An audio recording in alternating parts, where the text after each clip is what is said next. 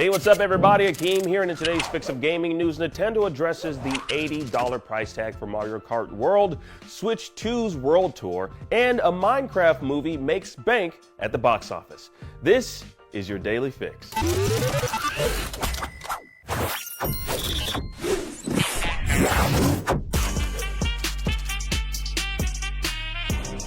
Why is Mario Kart World so expensive? That's the main question a lot of people are asking, and which IGN posed to Nintendo's VP of Product and Player Experience, Bill Trinen. And the long and short of it from Bill himself is that Nintendo looks at the amount of value each game provides, how robust it is, and applies price points accordingly. Now, his words exactly, quote, "Our general approach is really just focus on what's the content, what's the value, and what's an appropriate price based on that."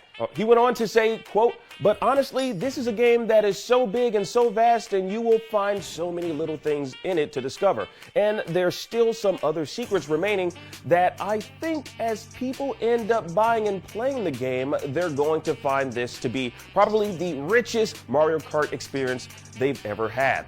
So if you're unable to get your hands on the Switch 2 Mario Kart World bundle, it's supposedly big and vast enough to justify its standalone $80 price tag.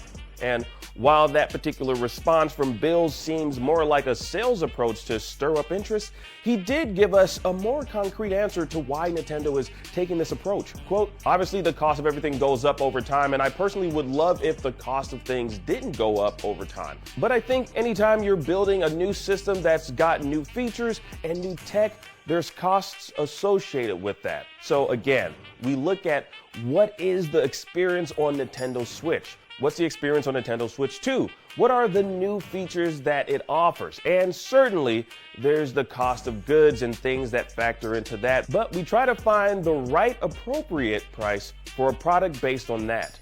So it seems regardless of the outcry from fans, Nintendo has no intentions of lowering the price points it's set. This will likely be a recurring trend in the marketplace where publishers pass the increasing prices of game development to consumers. But let us know your thoughts on this in the comment section down below. All right, moving right along, Nintendo's Switch 2's tutorial game, Welcome Tour, is gonna cost you $10. Even more so than the Mario Kart World game, this has rubbed some fans the wrong way, since Welcome Tour really seems like the sort of thing that should come packed in with a device, since it looks a bit like an interactive instruction manual showcasing the Switch 2's new features. But per Nintendo, here's what you can expect from the experience. Quote, "Through tech demos, mini-games, and other interactions, players will get to know the new system inside and out in ways they may never have known about otherwise."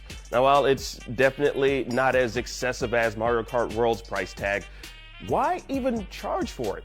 Well, according to the same aforementioned interview we did with Nintendo's VP of Product and Player Experience, quote, "It's really for people that want more information about the system rather than necessarily a quick intro to everything it does." And for that reason, and just the amount of care and work that the team put into it, I think it was decided that, yeah, this feels like $9.99 is not an exorbitant price. It feels like a good value for what you're getting out of the product. Now, considering Welcome Tour has players controlling small characters running around a giant recreation of a console they just spent several $100s on, it's hard not to compare it to Astro's Playroom, the game that came pre-installed on PlayStation 5 at launch for no extra charge.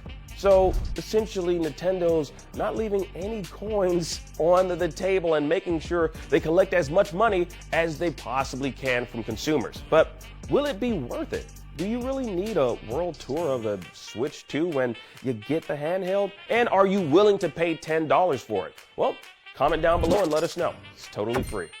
And finally, collecting as many bucks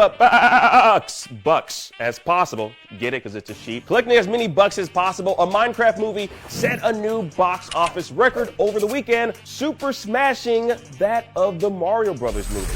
The movie adaptation of the popular video game took in $157 million domestically and $301 million globally, breaking the record for the largest opening weekend ever for a video game movie adaptation, previously held by Nintendo's Poster Plumber. The Super Mario Bros. Movie made $145 million domestically in its opening weekend, and in 2023 held the title of biggest debut for a video game movie, now surpassed by a Minecraft movie. Rightfully so. The movie just really slaps. It'll be interesting to watch what comes of this in the weeks that follow. And that was your Daily Fix. I'm Akeem Lawamson, and thank you so much for watching. Now that you're caught up on today's news, please check out Devs React to Speedruns when it returns April 12th, with new episodes every single Saturday at 8 a.m. PST. Now this week is Baldur's Gate 3 with upcoming episodes that'll feature Animal Well, Silent Hill 2 Remake, and many more. Now you can check out the IGN Deals social account for product recommendations, as well as being one of the very first to find out about some of the very best deals online. Now, if you're tired of paying full price for the stuff you want, or I don't know, maybe you want some new stuff, follow IGN Deals on X, Instagram, Facebook, and Blue Sky, as well as IGN_deals on TikTok.